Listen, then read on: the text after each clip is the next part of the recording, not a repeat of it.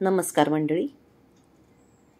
आज मी माझ्या चॅनलमध्ये बीचं अंकुरण कसं होतं हे दाखवणार आहे.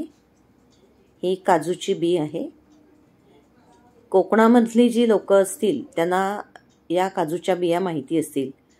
पावसाळ्याच्या सुरुवातीला या बिया रुजतात. हा इथे आपल्याला रॅडिकल म्हणजे मूळ येताना दिसतं आहे. पावसाचं पाणी पडून काजूची बी रुजलेली आहे.